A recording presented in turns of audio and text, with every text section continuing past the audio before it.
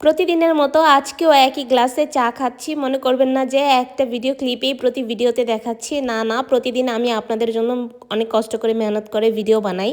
But একই কড়াইয়ের মধ্যে তরকারি একই ধরনের রান্না করলে তার মানে একই তরকারি দিয়ে প্রতিদিন খাচ্ছি তা কিন্তু না। আমি প্রতিদিন ইউটিউব দেখে দেখে ইন্সপায়ার হয়ে প্রতিদিন এক এক ধরনের তরকারি রান্না করি। এখন হচ্ছে মাছবি মুরগির মাংস। এটা হচ্ছে আমি আজকে মুরগির মাংস রান্না বসাই দিছি। তার সাথে আছে খিচুড়ি। অনেক সুন্দর খিচুড়ির স্মেল বের হয়েছে।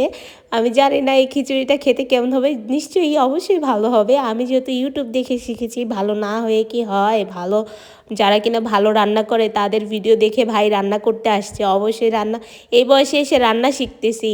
আমি নিজেই মাঝে মাঝে ভাবি একটা কথা মনে পড়লো আমার, যেটা আর কি না শেয়ার করলেই না আপনাদের সাথে।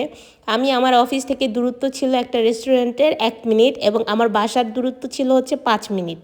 টোটাল সর্বোচ্চ 6 মিনিট। আপনি যদি জোরে হাঁটা যান 3 মিনিটের মধ্যে বাসায় চলে যেতে পারবেন, এবং জোরে হাঁটলে 1 মিনিটের কম সময়ের মধ্যে ওই রেস্টুরেন্টে যেতে পারবেন। রেস্টুরেন্টের নামটা বলেই দেই, যাই হোক, হাজি মুবারক। যারা খেয়ে থাকেন তারা জানবেন ওখানকার খিচুড়ি এবং হচ্ছে তেহেরি অনেক মজার, অনেক মজার। আমি 2020 সাল থেকে খাই, তখন ওদের ওইটা নিউ ওপেনিং ছিল, তখন প্রাইস খুবই কম ছিল। তারপর আস্তে আস্তে দিন দিন ওদের খাবার আর পরিমাণে ওরা কম দিত এবং দাম প্রাইসটা আস্তে আস্তে হচ্ছে বেড়ে গেল। কিন্তু খাবারও আসলেই ভালো ছিল, আমার কাছে অনেক বেশি ভালো লাগতো।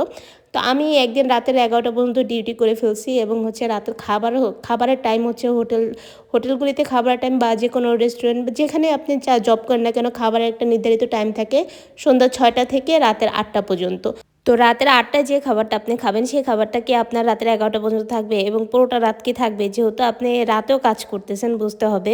তো ওইখানে মনে করলেন যে মামা আমাকে বললো যে তুমি যদি বাসায় গিয়ে এই এই টাকাটা এখানে ওয়েস্ট করলা, তাই সে তো ওয়েস্ট বল না, এই টাকাটা তুমি বেশি খরচা করলা। তুমি যদি বাসায় গিয়ে একটা আলু ভাতে দিতা, একটা ডিম ভাজি করতা, তাহলে তুমি পেট ভরে ভাতও খেতে পারতা এবং হচ্ছে তোমার ঘুমটাও ভালো হতো এবং টাকাটাও বেঁচে যেত। তো আজকের দিনে আমি ভাবতেছি আমি আজকে পিঠা বানাচ্ছি। অনেক গল্প করলাম আপনাদের সাথে। এটা হচ্ছে কুলি পিঠা, আমি নিজে বানাইছি। যতই খারাপ হোক, যত যাই বলেন না কেন, পিঠা বানানো, রান্না করা সব কিছু আস্তে আস্তে শিখতেছি। অ্যান্ড ক্লিনিং ব্যাপারটা এটা আমার রক্তের সাথে মিশে গেছে। আমি যখনই যে কাজই করি না কেন, আমি ঘর কেন, কিচেন রুম সব কিছুই সাথে সাথে আমি ক্লিন করে ফেলি, যাতে পিঁপড়া না ওঠে। পিঁপড়া বা অন্য জাতীয় কিছু দেখলে আমার জানি কেমন লাগে। যে যে ভাবা সেই কাজ। সাথে সাথে হচ্ছে থালাবাটি যা ছিল সব বেসিংয়ের মধ্যে এলোমেলো ছিল, ওইগুলি সব কিছু সুন্দর করে ক্লিন করে এই যে লাস্ট স্টেপে যে পিঠাটা ছিল ওই পিঠাটা হচ্ছে আমি এখন নামাই নিব। সো এইখানে গরম ধোয়া ওঠা পিঠা আমি খেয়ে টেস্ট করে আপনাদেরকে বলতেছি, হ্যাঁ আলহামদুলিল্লাহ আমার পিঠা বানানো অনেক ভালো হয়েছে। যেমনই হোক না কেন দেখতে ভালোই হয়েছে। থ্যাংক ইউ সবাইকে। আপনারা সবাই ভালো থাকবেন।